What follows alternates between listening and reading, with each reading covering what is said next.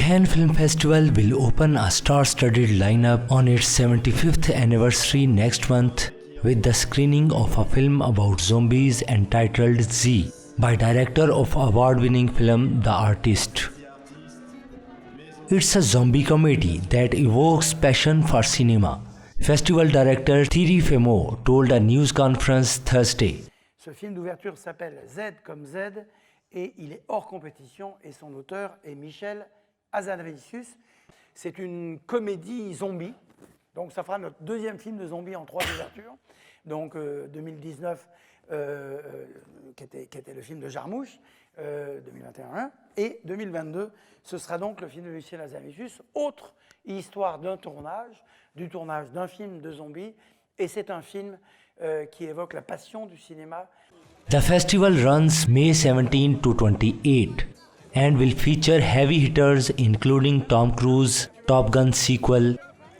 Nous avons déjà annoncé la venue de Top Gun Maverick, donc le deuxième Top Gun en présence de Tom Cruise. On est heureux de l'accueillir. Ce sera le lendemain de l'ouverture et il y aura un grand hommage qui sera fait à Tom Cruise. Il est sans doute l'un de ces comédiens producteurs, de ces artistes qui s'engagent et qui s'engagent pour le cinéma, il l'a dit et redit, pour des films, pour les salles de cinéma, qui a le ratio projet, cohérence, qualité, l'un des ratios les plus élevés. Ce film, c'est Elvis, c'est l'histoire pas seulement de Presley, mais aussi du colonel Parker, qui est joué par Tom Hanks.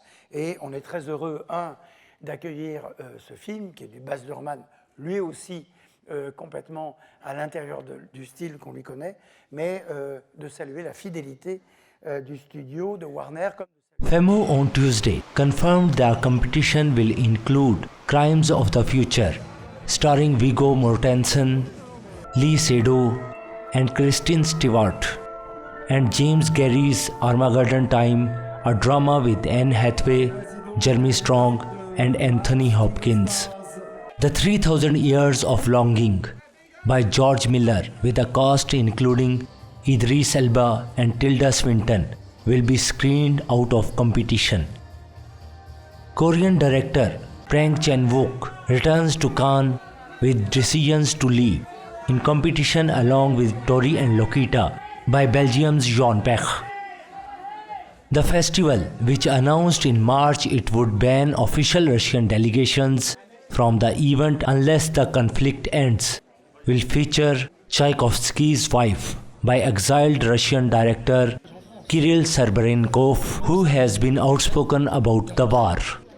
La guerre qu'il y a actuellement, la guerre d'agression de la Russie à l'égard de l'Ukraine, est évidemment un sujet important. Ce que je crois, c'est que nous devons faire que le Festival de Cannes se déroule en montrant les films que nous montrons, sans jamais, pas seulement à Cannes, aujourd'hui, sans doute comme vous tous ici, sans jamais perdre en pensée la situation de nos concitoyens européens de l'Ukraine qui sont sous les bombes.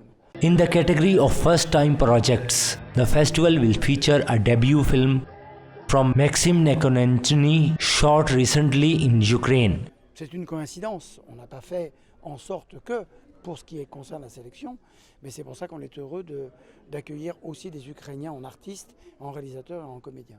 Frémaux signaled an openness to platforms like Netflix, while acknowledging he still had to try to convince those who disagree with him.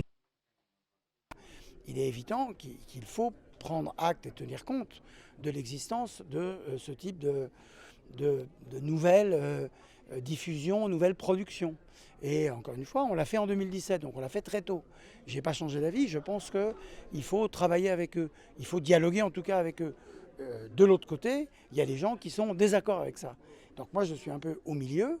Je respecte évidemment les décisions prises par mon conseil d'administration et j'essaye de les convaincre. Frémaux drew criticism from the French movie theatre industry in 2017 by allowing Netflix films into the Cannes competition, seen as a threat to the industry because they are streamed to subscribers rather than shown in cinemas.